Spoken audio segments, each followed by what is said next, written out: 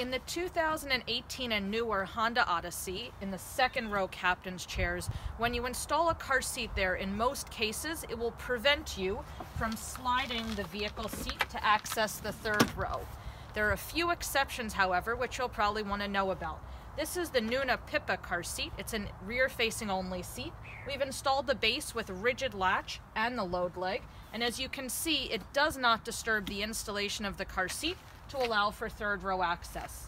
In order to keep the carrier in, I had to move the driver's seat all the way up to accommodate it. However, if I take the carrier out of the base, I can still do the same tilting, but do not need to move the front seat up to allow for that.